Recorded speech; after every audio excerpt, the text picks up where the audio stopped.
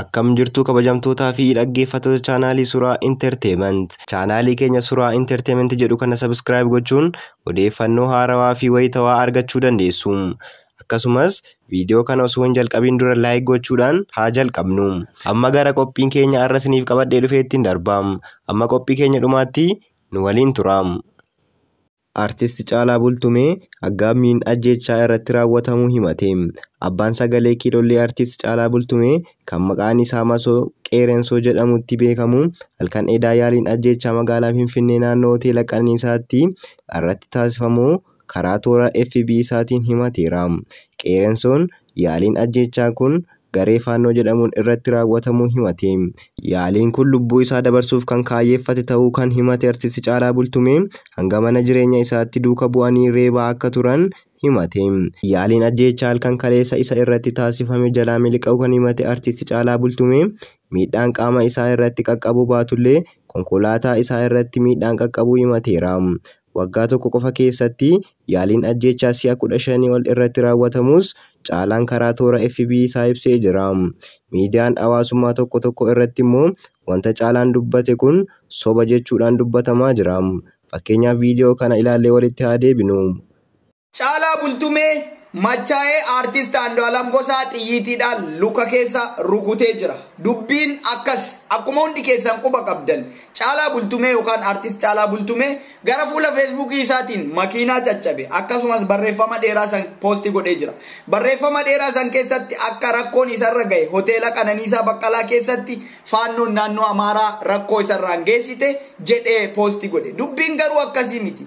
Kan rakkoo kana hunda raawwate Artisti Caalaa Bultumeeti. Mana dhugaatii keessatti walgaan Andu'aalam Gosaatiin eega dhuganii machaanii booda makiinaa Andu'aalam Gosaas xiyyiitiidhaan rukutee akkasuma luka Andu'aalam Gosaas xiyyiitiidhaan rukutee makiinaa isaatis namni caccabse Artisti Caalaa Bultumeeti. Rakkoon biraas jira, rakkoon himamu.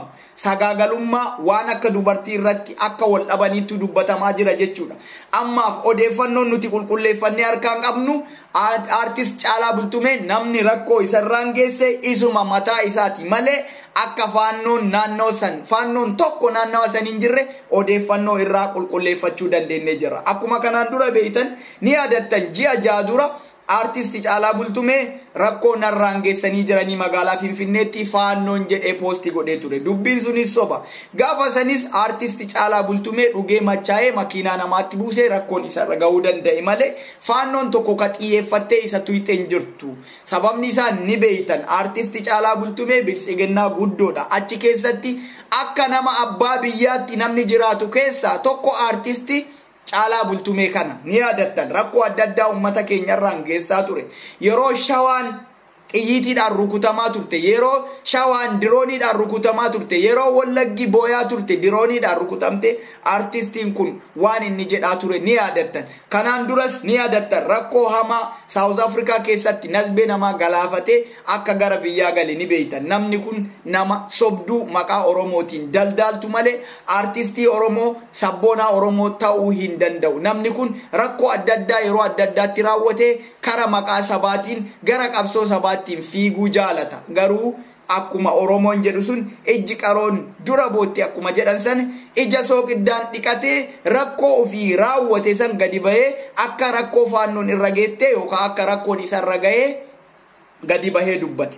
Walumaa galatti wal dhabdeen jara san lamaan jidduu jiru. Wal dhabdee kana shakkiin dubartii irratti illee wal dhabuun jiraachuun ni jira. Miidiyaan Abdii Sabaa jedhamus akkas jechuun ibsee jira. Dubbichi akkana ture. Caalaan namoota waliin hoteela Qananiisaatti walitti bu'ee yeroo Caalaaf namootan walitti bu'an mucaan Caalaan rukutee danajjeesiin Caala jedhee yeroo kadhatu Andu'aalam gidduu seenuun akka Caalaan nama hin rukunneef dhorkaa ture. Yeroo kana Andu'aalam Caalaa qabuutti rukutame.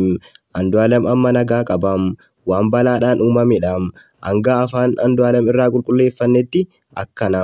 Dhimmaa fi sababii biraa kaastanii haasa'uun gaarii miti. Andu'aalamii fi Caalaan walis hin lolle.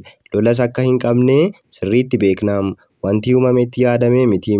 Akka miidiyaa irratti tilmaamaan barreeffamaa jiru kanas miti. Jechuudhaan miidiyaan Abdii Sabaa gabaasee jira. Qophiin har'a isiniif qabadhee dhufe kana fakkaata ture. Odeeffannoo haarawaa argachuuf chaanaalii keenya Suuraa Entertainment jedhu kana subscribe gochuun maatii nuuf ta'uu dandeessu. Amma viidiyoo biraatiin wal agarrutti nagaadhaan naaf turaa.